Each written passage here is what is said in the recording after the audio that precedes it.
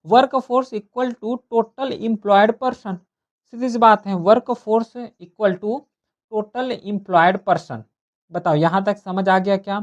तो तीनों में क्या डिफरेंसेस हैं इस टेबल के फॉर्म में लिखा हुआ है, टेबल को अपने से भी रिफर कर सकते हो। क्लियर है?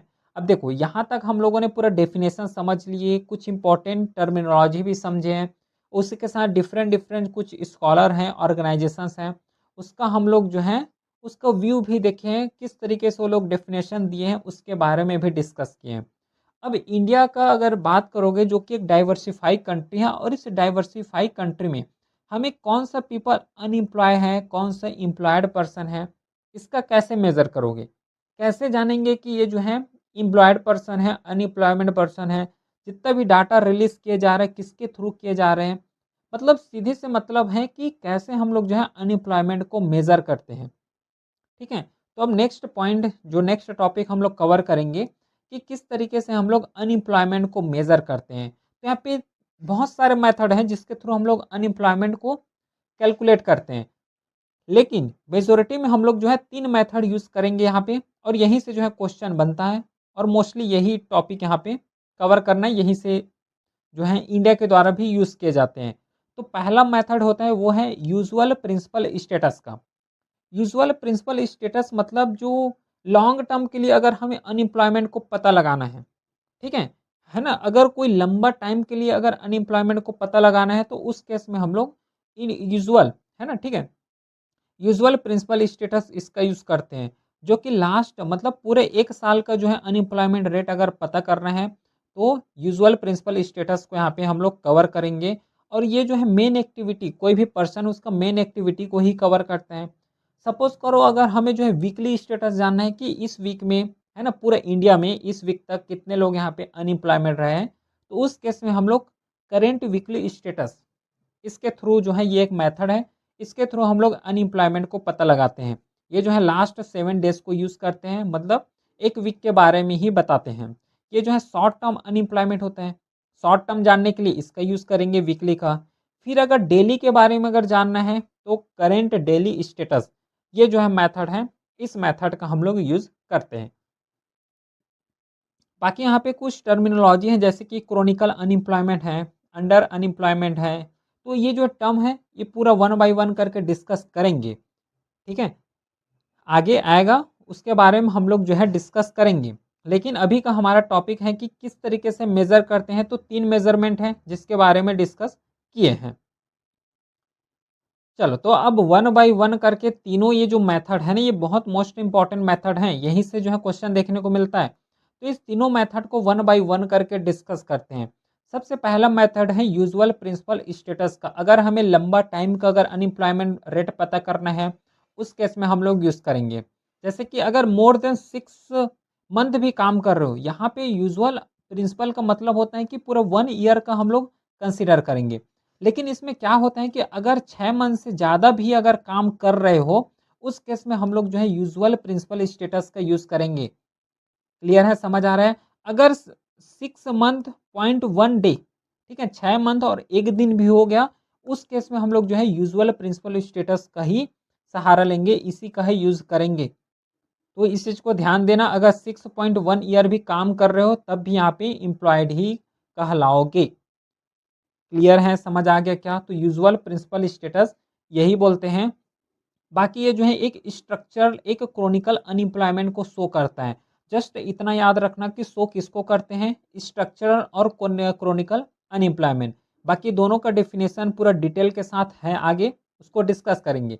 अभी इतना ही कवर करोगे। यहाँ पे एग्जाम्पल भी दिया गया है, अगर कोई पर्सन 8 मंथ तक काम कर रहे हैं, ठीक है, डेफिनेशन के हिसाब से 6 प्लस होना चाहिए, ठीक है, लेकिन 6 से अगर ज़्यादा हो रहा है तब भी ठीक है। अगर 8 महीने काम कर रहे हैं तो उस केस में हम लोग जो है एम्प्लॉयड बोलेंगे। लेकिन अगर 9 महीने भी काम नहीं कर रहे हैं तो सीधी सी बात है उसको अनएम्प्लॉयमेंट ही बोलेंगे, यूजुअल प्रिंसिपल स्टेटस के अनुसार। समझ रहे हो? फिर नेक्स्ट आओ करंट वीकली स्टेटस का, जो कि हमें 7 दिन के बारे में यहाँ पे डिफाइन करता है। तो ध्यान देना, अगर ये 7वां दिन है और उस 7 दिन में भी अगर 7वां दिन में अगर 1 आवर भी काम कर लिए हो, उस केस में भी यहाँ पे एम्प्लॉयड कहलाओगे according to current weekly status. ये चीज़ बहुत इंटरेस्टिंग है।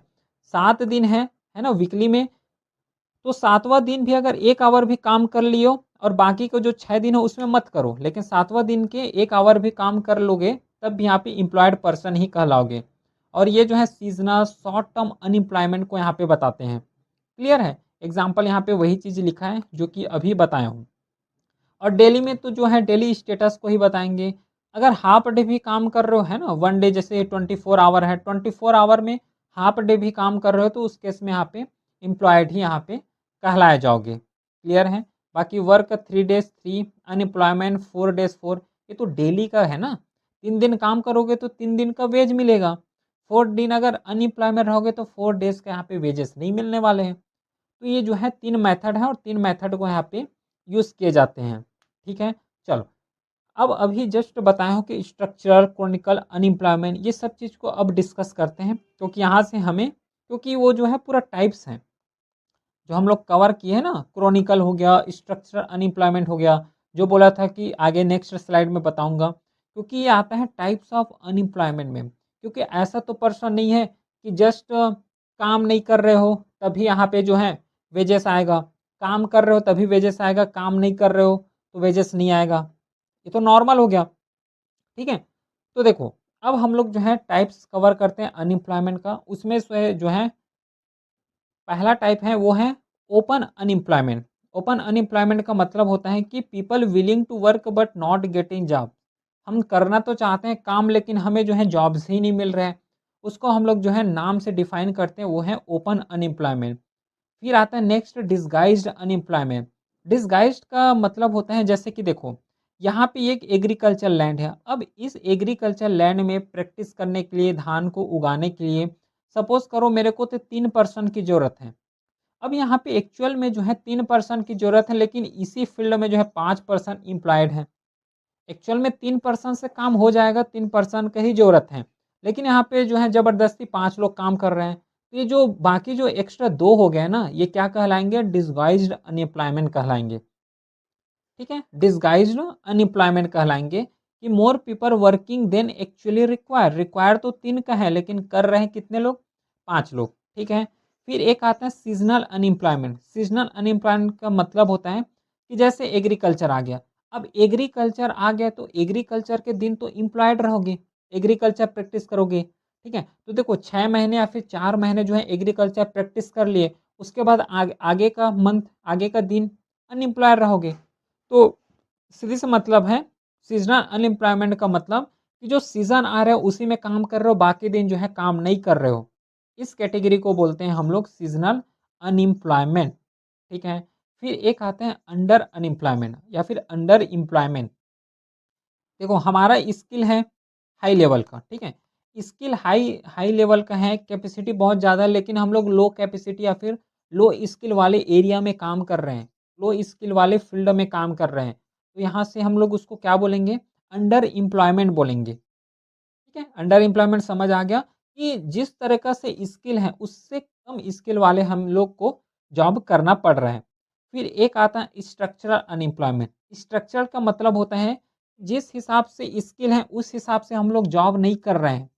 ध्यान देना, हमारा स्किल है टीचिंग का, लेकिन हम टीच नहीं कर रहे हैं, हम लोग जो है आईटी फील्ड में चले गए हैं या फिर रिसर्च फील्ड में चले गए हैं। तो इस तरीके के जो एम्प्लॉयमेंट होता है ना, इसको हम लोग बोलते हैं structural unemployment. Mismatch between skills and job. फिर एक आता है फ्रिक्शनल अनएम्प्लॉयमेंट। फ्रिक्शनल का मतलब होता है, जैसे कि मैं नॉर्मली अभी जॉब कर रहा हूँ, सपोज़ करो।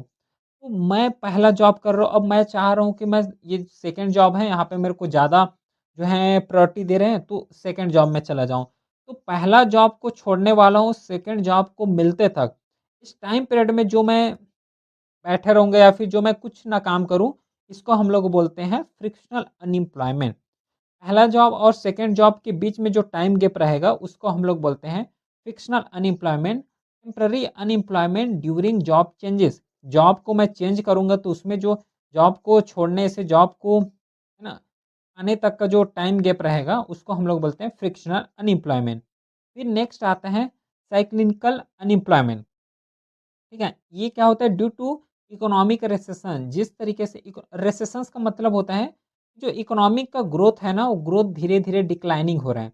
जब ग्रोथ डिक्लाइनिंग होता है तो उस केस में हम लोग इसको रिसेशन बोल रहे हैं। ठीक है? तो साइक्लिकल अनएम्प्लॉयमेंट का वही मतलब होता है इकोनॉमिक रिसेशंस में यहाँ पे जॉब का क्राइसिस होना। फिर यहाँ पे टेक्नोलॉजिकल अनएम्प्लॉयमेंट भी होता है, जैसे कि एआई हो गया, रोबोटिक्स हो गया। अब ये सब क्या कर रहे हैं कि ह्यूमन का जो काम है वो अपने से कर रहे हैं। मतलब जो इंसान वहाँ पे काम करते थे वो जॉब को अपना छोड़ना पड़ रहा है, क्योंकि वहाँ पे रोबोट काम कर रहे हैं। तो इस तरीके से जो अनएम्प्लॉयमेंट होता है उसको हम लोग बोलते हैं टेक्नोलॉजिकल अनएम्प्लॉयमेंट। बताओ यहाँ तक समझ आ गया क्या? क्योंकि जितना भी मेजर टाइप्स हैं, उस हर एक टाइप को डिटेल के साथ हम लोगों ने यहाँ पे कवर किए हैं। जो कि बहुत ज़्यादा इम्पोर्टेंट टाइप्स हैं अनएम्प्लॉयमेंट का। और कुछ स्पेशल टाइप्स भी होते हैं, जैसे कि अर्बन अनएम्प्लॉयमेंट है। अर्बन अनएम्प्लॉयमेंट मतलब जैसे कि स्लम्स हो गया, इंडस्ट्रीज इन सिटीज़ है। रूरल अनएम्प्लॉयमेंट या फिर अनएम्प्लॉयमेंट जो है अनएम्प्लॉयमेंट विलेजेस एरिया में हो गया। कैजुअल हो गया, कैजुअल के साथ एजुकेटेड अनएम्प्लॉयमेंट है। एजुकेटेड पीपल हैं लेकिन वो कुछ नहीं कर रहे हैं, जॉब सीकिंग है, तो उसको हम लोग एजुकेटेड बोलते हैं। लेकिन ये ज़्यादा जो है उतना ज़्यादा इम्पोर्टेंट नहीं है एज़ कम्पेयर टू अभी हम लोगों ने कवर किए हैं। ये जो टेबल हैं, दोनों टेबल जो on the basis of nature से रिलेटेड जो अनएम्प्लॉयमेंट का टाइप्स हैं, वो टाइप्स यहाँ पे बहुत ज़्यादा इम्पोर्टेंट हैं, उसी को यहाँ पे कवर करोगे। बाकी जितना भी हम लोग कवर किए हैं और इंडिया में जिस तरीके से जो अनएम्प्लॉयमेंट का रेट या फिर डाटा कलेक्ट किए जाते हैं, वो कलेक्ट करने का काम है पीरियोडिक लेबर फोर्स सर्वे। और इसी के द्वारा जो है हर साल कितना अनएम्प्लॉयमेंट है, वीकली या फिर डेली या फिर ईयरली बेसिस में कितना अनएम्प्लॉयमेंट रहा है इंडिया में, उसको यहाँ पे जो है डाटा गैदर करने का काम पीरियोडिक लेबर फोर्स सर्वे के द्वारा किए जाते हैं। इसे जो है 2017-18 में इंट्रोड्यूस किए गए हैं और इसे जो है कंडक्ट करने का काम नेशनल स्टैटिस्टिकल ऑफिस एनएसओ के द्वारा किए जाते हैं। इस चीज़ को ध्यान देना, पीरियोडिक लेबर फोर्स सर्वे एक बुक का नाम है, एक फाइल का नाम है। इसी के अंदर पूरा डाटा, फैक्ट्स, हर एक टाइप का एम्प्लॉयमेंट कैसा रहा, अनएम्प्लॉयमेंट का सिचुएशंस कैसे रहे, पूरे data periodic labour force survey में कंपाइल किए जाते हैं। और इसे कंपाइल करने का काम जो है एनएसओ के द्वारा किए जाते हैं, नेशनल स्टैटिस्टिकल ऑफिस के द्वारा किए जाते हैं, जो कि ministry of statistics and programme implementation इसके अंदर आते हैं। बाकी इसका जो है पर्पस वही रहा है कि कंट्री में कितना एम्प्लॉयमेंट पर्सन रहा है, कितना एम्प्लॉयड रहे हैं, कितना अनएम्प्लॉयमेंट रहे हैं, रेगुलर बेसिस में भी कंडक्ट कराना, उसी के साथ वीकली हो गया, ईयरली हो गया, इसमें जो है कंडक्ट कराने का काम इसी के द्वारा किए जाते हैं। ठीक है, बाकी वही बता दिया हूँ, एनुअल बेसिस में रूरल डाटा को एनुअल बेसिस में निकाले जाते हैं, अर्बन डाटा को क्वार्टरली और एनुअल दोनों बेसिस में निकालते हैं। ठीक है, बाकी weekly status, usual principal status, है ना? फिर उसी के साथ करेंट वीकली स्टेटस, ये सब निकालने का काम जो है इसी के द्वारा किए जाते हैं, क्योंकि ये सब चीज़ के बारे में अभी हम लोग डिस्कस किए हैं। तो यहाँ तक कोई डाउट है क्या? कोई डाउट यहाँ पे नहीं रहना चाहिए, ठीक है?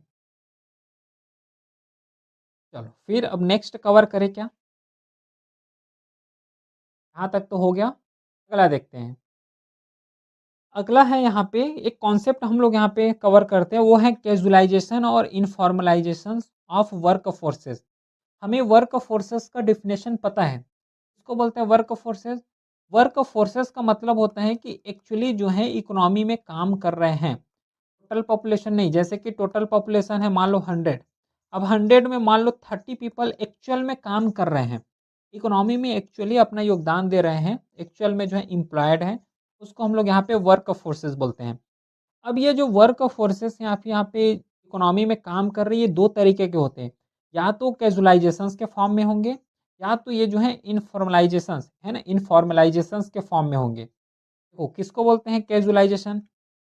कैजुअलाइजेशंस का मतलब होता है कि कोई टेम्पररी बेसिस में काम कर रहे हैं या फिर डेली वेजेस में काम कर रहे हैं, एज अ मजदूर के थ्रू काम कर रहे हैं, इसको हम लोग बोलते हैं कैजुअलाइजेशन या फिर casual worker. Casualisation refer to growing share of casual, casual मतलब टेम्पररी या फिर डेली वेजेस में काम कर रहे हैं, worker in total employment instead of permanent और रेगुलर जॉब।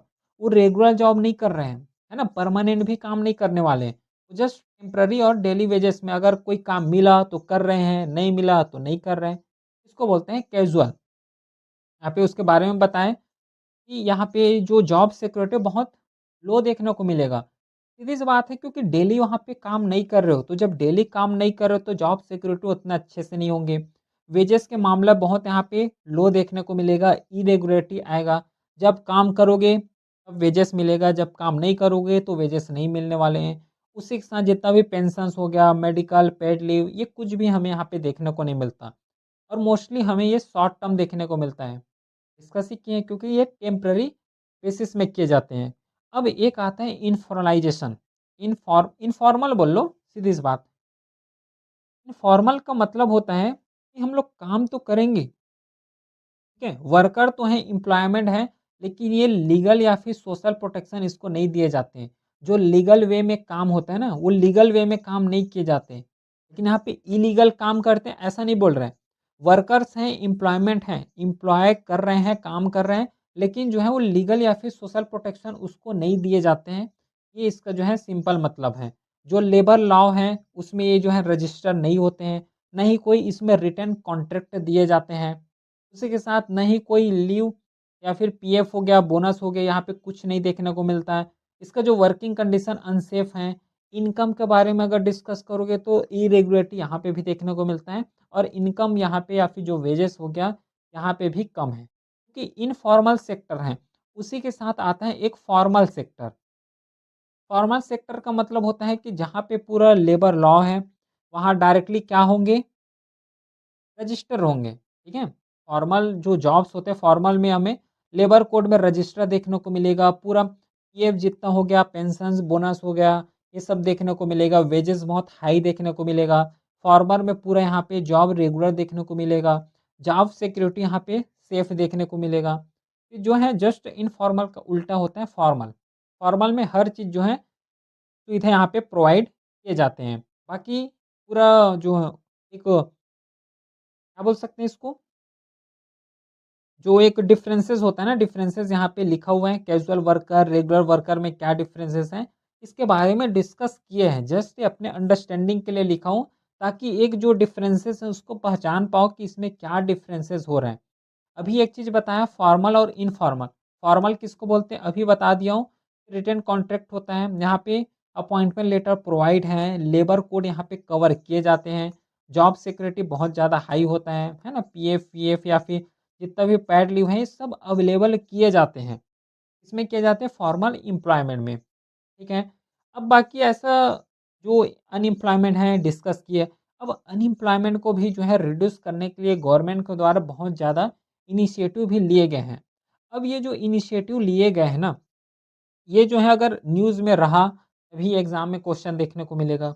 इस तरीके से होते हैं जैसे कि प्रधानमंत्री विकसित भारत रोज़गार योजना हो गया, ठीक है? उसी के साथ जो है ई श्रम पोर्टल रजिस्ट्रेशन इंटीग्रेशन है, प्राइम मिनिस्टर इंटर्नशिप स्कीम हो गया, प्रोडक्शन लिंक इंसेंटिव है। जितना भी स्लाइड है टेलीग्राम चैनल में अपलोड हो जाएगा। इसको अपने लेवल में रीड कर सकते हो क्योंकि यहाँ पे उतना ज़्यादा समझाने की ज़रूरत नहीं है, ठीक है? अपने लेवल में ही इसको कवर करोगे। तो ये तो रहा पूरा कंप्लीट अनएम्प्लॉयमेंट, जहाँ से क्वेश्चन पूछते हैं जिस डायमेंशन से, है ना? Based on previous year question paper, उसी के साथ एनालिसिस के बाद जो है पूरा कंटेंट प्रिपेयर हुआ है, तो अच्छे से इसको कवर करना। उसी के साथ जो यूपीएससी का लेवल होता है, जहाँ से क्वेश्चन बनता है जिस लेवल का, उस लेवल को ध्यान में रखते हुए पूरा कंटेंट प्रिपेयर कर रहे हैं। अब इसके साथ बस एक ही काम करना है कि प्रैक्टिस करोगे। क्लियर है? फिर भी कोई भी डाउट रह जाता है तो व्हाट्सएप नंबर दिया हुआ है, इसमें मैसेज कर सकते हो। इस पूरे क्लास का जो स्लाइड है टेलीग्राम चैनल में अपलोड हो जाएगा, जो कि लिंक डिस्क्रिप्शन में दिया हुआ है। चलिए फिर मिलते हैं हम नेक्स्ट क्लास में, तब तक के लिए thank you, have a great day.